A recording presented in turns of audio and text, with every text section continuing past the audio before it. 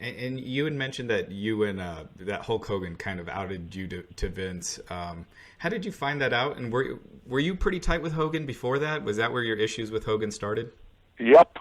And I found out about it at a federal sworn deposition of my court case. Okay, so not until under 1990. sworn federal deposition where Vince put his hand on a Bible and swore to tell the truth. See, I had told my attorney in a deposition you can ask about anything. Mm-hmm. And I had told my attorney what had happened, how I stood up in the dressing room and tried to unionize right before WrestleMania 2, and how the next day I got a call from Vince reading me the Riot Act. And I thought, how would he know there was nobody in the room but the wrestlers? Mm-hmm. When I did it, I picked my time. And then during deposition, I had told my lawyer, I said, if you can find out from Vince how he learned about the unionizing, I'd sure like to know. And I was sitting right in the room. I can't say anything. And my attorney said, Mr. McMahon, he said, has there ever been a union in wrestling? And Vince responded, no. And my attorney said, has anyone ever tried to form one? And Vince sat a moment and said, yeah. He said, I always remember the quote. He said, I think Jesse Ventura might have spouted his mouth off about it one time. And my attorney said, well, how do you know that? Did you hear Mr. Ventura say that? Vince went, no.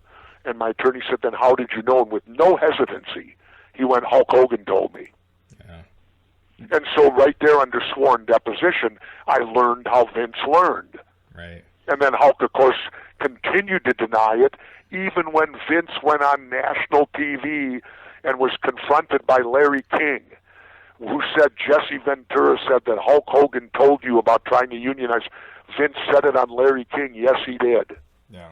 And yet Hogan continues to deny it. Have you ever talked to him about it? Nope. Yeah. And so, why would I? Right. So I was so stunned that day. I didn't show no emotion, but I sat in the chair frozen. Yeah. When Vince said that, because I had always thought Hogan, in my day, it was the wrestlers against the promoters. You were considered an office stooge if you went squealing stuff to the promoter. So as far as I was, and Hogan came up when I did, so as far as I'm concerned, he's an office stooge. Do you think that whole incident affected your time with WCW? The whole incident with what? Hogan with at Hogan. WWF? Yeah. No, what happened at WCW was Bischoff brought Hogan in, and that spelled the end for me. Hogan wanted me gone. Yeah.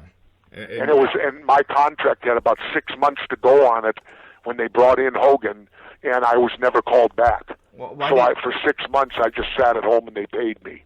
Why did he want you gone? I mean... Because Hogan wanted to control, and he knew he couldn't control Jesse Ventura. And he knows that I'll say anything on the mic. Yeah. And I didn't even know they were bringing him in, and I badmouthed him. They didn't tell me that Bischoff didn't tell me he was bringing him in. Yikes. And so right there, Bischoff's loyalty was to Hogan because he managed to finagle him when he left Vince, and that cut me loose. Even though I helped Bischoff get to the position of power. Bischoff's a little backstabber.